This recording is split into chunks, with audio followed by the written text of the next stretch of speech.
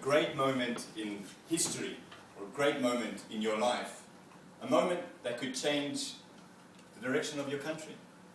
For instance, this could be the best speech that you've ever heard. Tomorrow, it could go viral on the internet.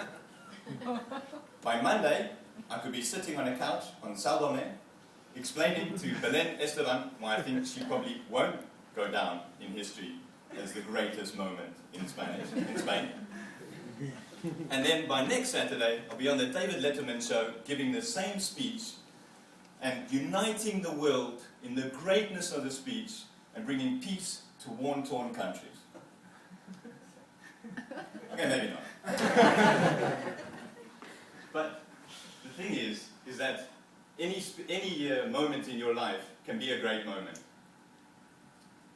I was witness to a great moment in the history of my country, in South Africa.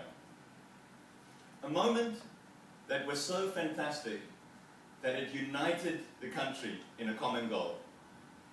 That it started to heal the wounds of apartheid. A moment that they made a Hollywood blockbuster movie out of, called Invictus. The moment I'm talking about is the Rugby World Cup 1995. In 1994, South Africa had its first all-race elections, and we had a new president that was elected, and his name was Nelson Mandela, and he was going about healing this country. Leading up to the 1995 Rugby World Cup, South African rugby team, the Springboks, was hopeless. We had lost every single match leading up to the World Cup, some of them embarrassingly so.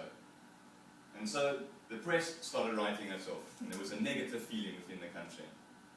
But then the World Cup started. Something special started to happen. The team adopted the slogan, "One team, one country." And our first match was against Australia, who we beat, and they were one of the favourites. And we started to progress into the next stages of the Rugby World Cup. And eventually, we got through to the final. And we were to play against New Zealand. This wasn't just any New Zealand side. This was probably the greatest New Zealand side ever. And they had with them one of the biggest rugby players that the world has ever seen, in the name of John Olongu. John Olongu was 2 meters tall. He weighed 120 kilograms. And he ran the 100 meters in 10.8 seconds. The guy was a brute. In actual fact, he had scored 15 tries leading up to the final, a world record. And in his game just before the final, he ran physically over a defender to score a try. And the English in the audience will know that well. So there was no chance we were going to win this match, they said. But the match started. And South Africa played a fantastic game. And we got to the end of the match, and the scores were tied at 9 each. So it went into overtime.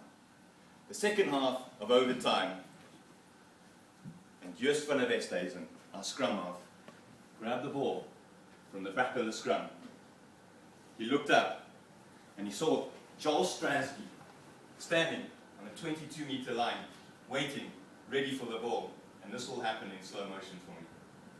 Joost threw the ball out to Joel.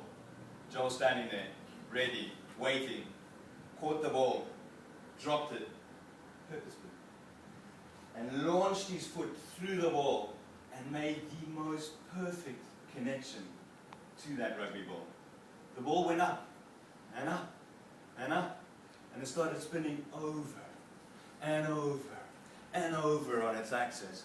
It was getting closer and closer and closer to the poles, and it went over, and we were the champions of the world. South Africa had won. Unbelievable. And Francois Pienaar, our captain, held the trophy above his head, and it was probably the greatest sporting moment in our history. But the best moment, and probably the greatest political moment in our history, came just before that. when Nelson Mandela walked into the stadium wearing the South African rugby jersey with the number 6 on the back, which was the captain's number. And as he walked into the stadium, the entire stadium was going, Nelson, Nelson, Nelson. And this is quite amazing, actually, because in history terms, the South African public that was watching rugby and supported rugby were Afrikaner whites, and they were generally known as the forefathers of apartheid. And so for them to be shouting to our black president, Nelson, Nelson, as he came into the stadium, Nelson was already forming bonds between us and saying that from now, going forward, we'll be united as one country. A great moment indeed. But what was I thinking at that moment as a 15-year-old boy? As Nelson came out onto the stadium, I thought, that rugby jersey is far too big for him. He must have got it directly from Francois Pienaar. Because I had completely missed the greatness of that moment. So how do you know when you're in a great moment in history? Well, as you can see from my experience, I don't clue. But what I can tell you is that when you come across a special moment in your life, treasure it, because it might just be the greatest moment in your life. Thank you.